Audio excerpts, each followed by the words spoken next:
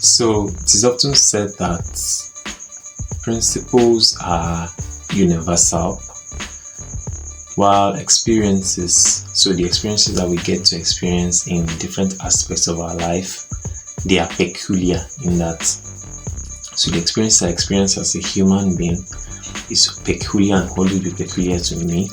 We see principles, there are certain principles that I experience or I adopt in my personal life or business life or financial life that can also be applied by various individuals. So let's look at the principles that we can adopt or we can learn from Africa's leading Pan-African bank, which is no other than the United Bank for Africa, and see how we can apply these principles to our personal life, to our financial lives, to our business or brand life.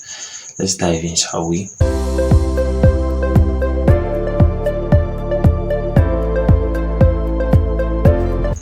So in 1949, the British and French bank commenced operation in Nigeria. So they started operation in Nigeria with their office headquartered in Lagos. So they came into Nigeria with their first office in Lagos, first operation in Nigeria. Then fast forward to 1961 after operation. So fast forward to 1961, this bank was incorporated as UBA, which is United Bank for Africa. It was incorporated into Nigeria or in the Nigerian Stock Exchange as United Bank for Africa, with a position of a limited liability company. And what's a limited liability company? A limited liability company, by definition, is that company that exists as a separate entity or as a company that is separated from its owners, in that the owners exist separately from the business. So you sue the owners differently for debts that the owners are owing to you, and you sue the company differently. You can't bring in the owner as the one responsible for owing you debt or for owing you or for having any sort of liability to you when the business is still in operation. So the business is treated as a separate human being. The owner is also treated as a separate human being, So it was incorporated as a limited liability company. One other quality that makes up a limited liability company is that it exists to protect the liability of shareholders, of the owners of the business, in that in the event of liquidation or in the event that the company folds up, the amount they are going to lose is just the amount they've contributed into the business as capital.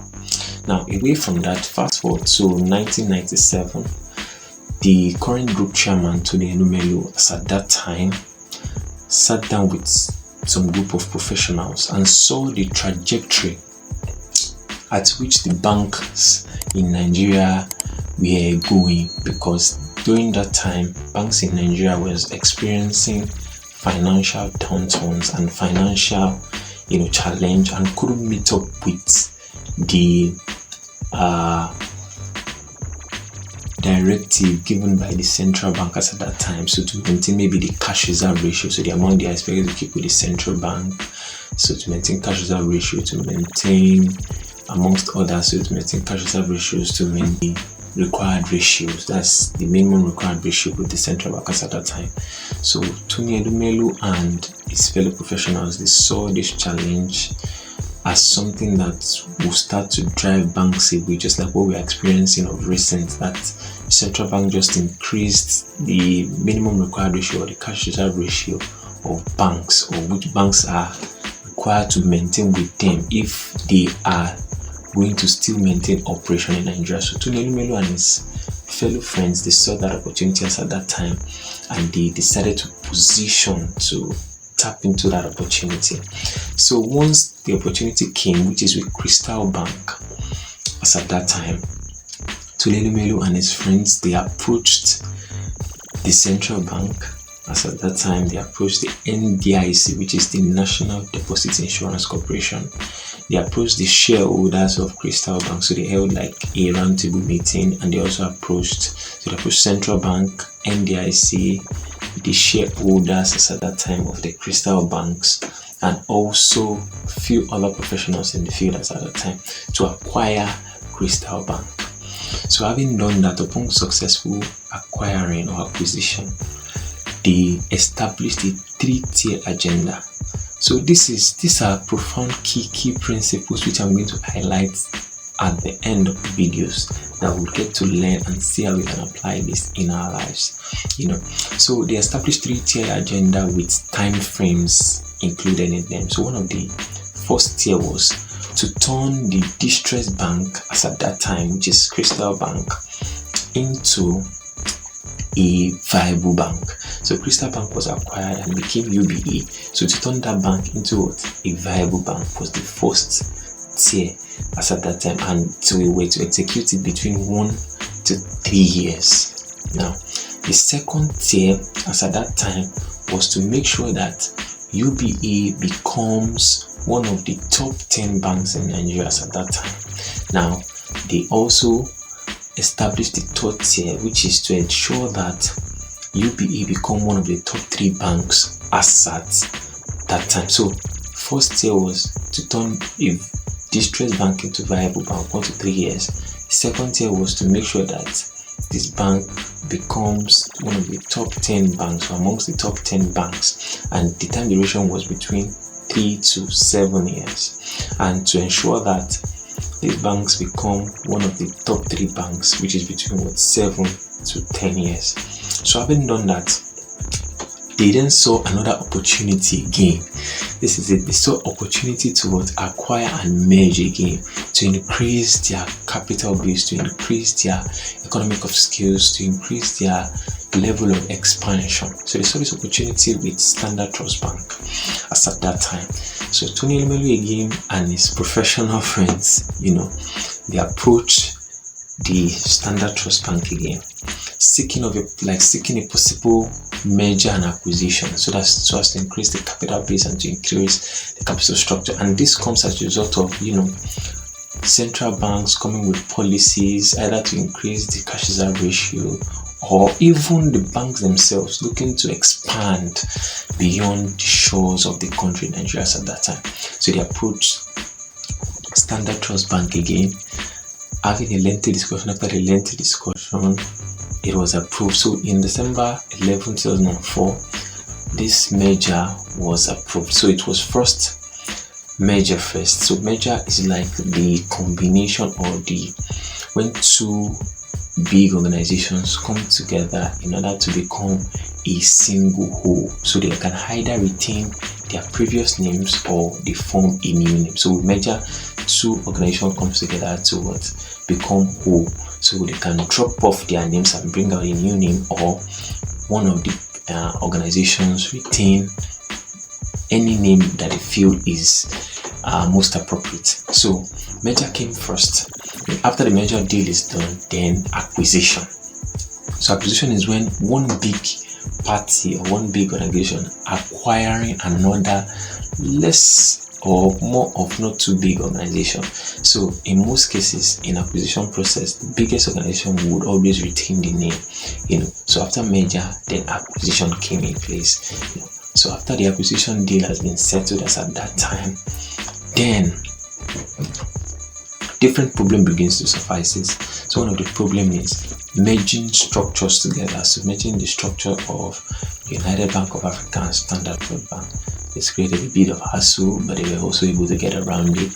Another problem they faced then as at that time too was merging cultures together. That's to tell you how organizational cultures, which are various principles, which are various policies, which are various value systems guiding the efficient and effective operations of organizations, are something that must not be overlooked. And during the merger or acquisition process is something that takes a long time before these both companies can blend and effectively utilize. So having gone past that, they found a way and they've been able to merge and acquire the Standard Trust Bank also. And having acquired that, they also established another 3-tier agenda again. So one of the 3-tier agenda is to ensure that they maintain and solidify their presence in Nigeria. So they've established the first tier, 3-tier, they've achieved that. Second one is to solidify their presence, as one of the leading banks in Nigeria.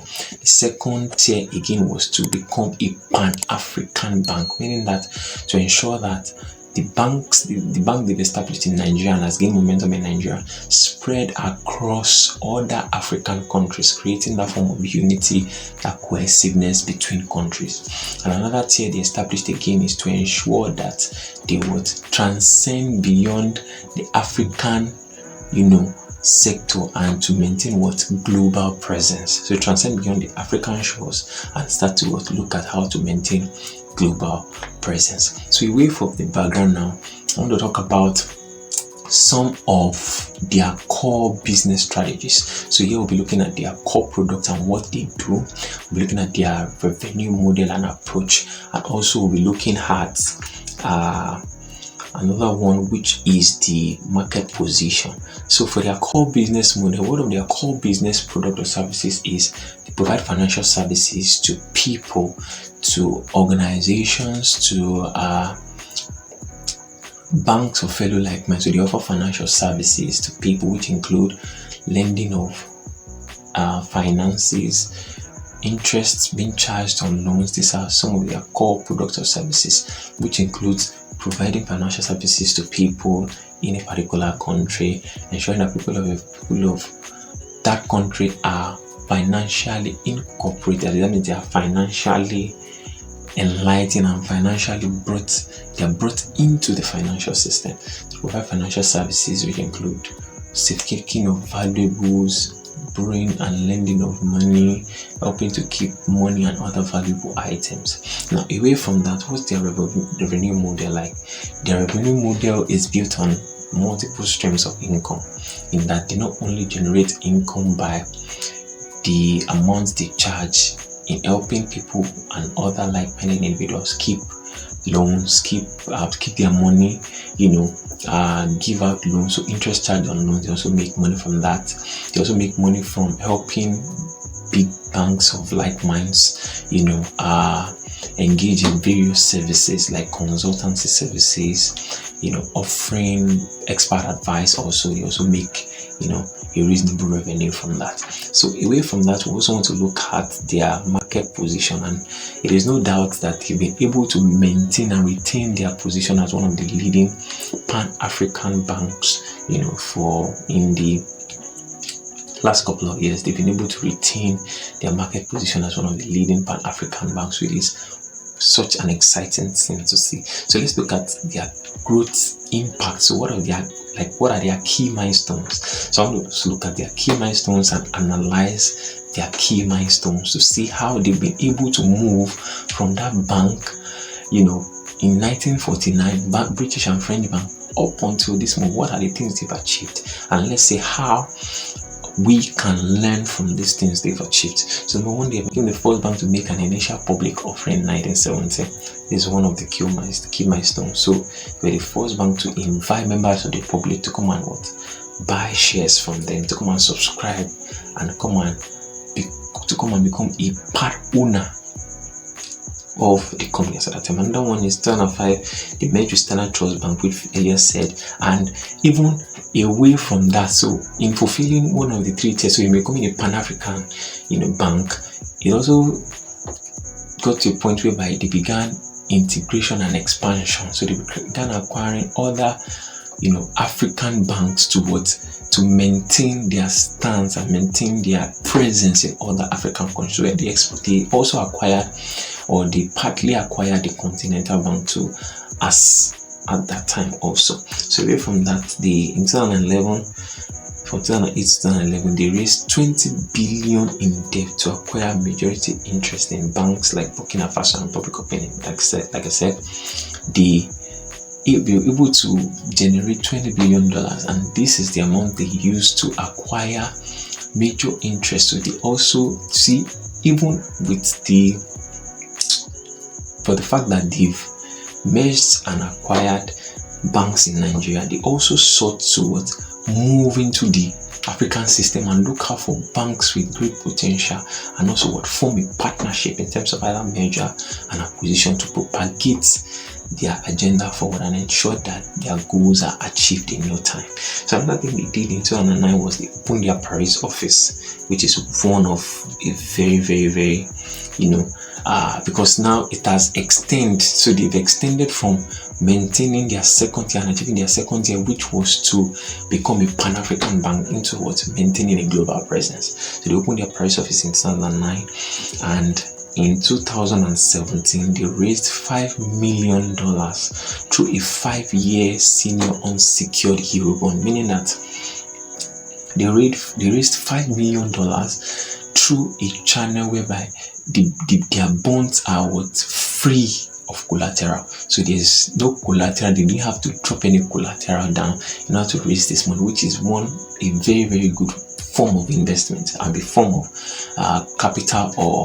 capital generation, and it goes to see how they then became listed. So they achieved premium listing on Nigerian Stock Exchange. And Nigerian Stock Exchange will never give you listing anyhow, except you have met some of the stringent standards and you've been known to be that industry leader in your sector, and of which they've been able to maintain recently, or at that time in 2017. So in 2019 they celebrated 7 years banking operation in 20 African countries. So in 2019 they have operation in 20 African countries, and celebrated 70 years that they've existed. You can see this beautiful and great milestone. In 2022 they commenced operation in Dubai, UAE. This is another milestone again to establish their global presence in other countries aside from African countries. In 2023 they launched the Braille account, that account that is reserved for people that are visually impaired, so people that can't see well for one reason or the other. UBA Bank was one of the first banks to bring this kind of innovation into the banking system, in that there is an account for people who are visually impaired, who can use account like normal human being, or like the average human being who can use account just like them, and they are not restricted or limited in any way. Now, away from that, they've received various accolades like Bankers Award for Best Bank in Africa, African Bank of the Year by the Banker. So let's look at their future outlook and vision. So you can see from the third tier now, they are looking towards still maintaining that global relevance, away from the African ecosystem into other parts of the countries, like moving away from African ecosystem into Europe, into Asian countries, and into North American countries. And for a fact, they are also one of the banks that has the ability, that is licensed to give loans and other financial services at a higher level unprecedented in, I think, one of these North American countries also, and away from that, their future outlook and vision, you see, they will still continue to become this bank with and an enormous global presence. They will still continue to maintain their presence in countries beyond the shores of Africa. They will still continue to integrate, still continue to partner with other banks to achieve this, their third tier, and to also make sure that the next set of UBAs, that is the next set of people managing UBAs, are stronger and continue to uphold this agenda as it has been laid down by their predecessors. So in conclusion, what are the things that we are to learn? Now, this is where the learning curve is.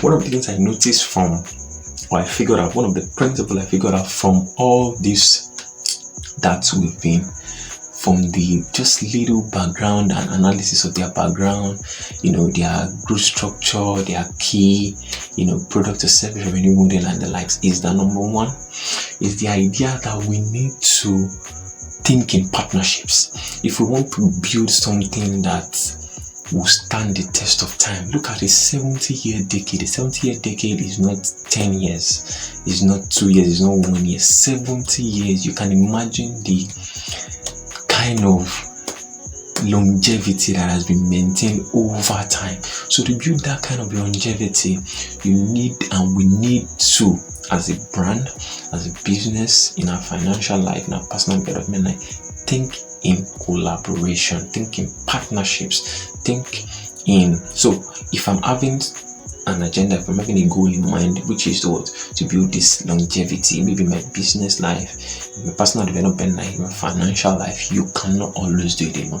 You need to seek counsel, you need to seek partnership from people, either those that have gone far ahead of you or those that are on the same level with you. Even those that are below you, they can offer you expert advice, they can offer you some sort of advice that would be of potential help to you. So seeking collaboration is very, very, very key, and I think it's one of the things that we need to start to embrace in this three core aspect of our lives, which is the personal life, our financial life, and our business, life. Another thing again, which I figured out again from all this explanation, is our ability to spot opportunities and go after them. So because of the fact that Tony Elumelu, which is the current group chairman, and his friends in the professional phase, noticed that it will get to a point whereby banks will begin to fall off because of their inability to maintain the required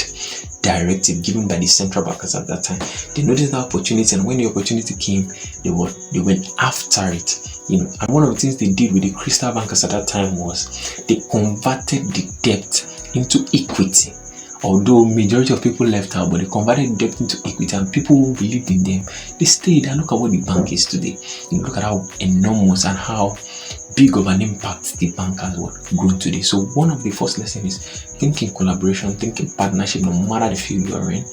Your ability to spot opportunities and go after them, is another attribute that I think we should imbibe in our business life. So as you're operating on a business, you can't just maintain one business model and say you won't change, because in everything we do, things are always subjected to change. So when we spot those opportunities, we spot those opportunities for advancement and growth, it's important that we go after them. Even in our financial life too, you see a course, you see something that can be of potential benefit to you, that can spur you from point A to point B, we go after them straight. Even in our personal development life also, you see that there is a learning or a teaching that can make you become a better person, that can make you become much more knowledgeable, much more refined. It's our duty as a person to go after them, to elevate our minds, to elevate our spirit, our soul, and make us become, a much more refined person. So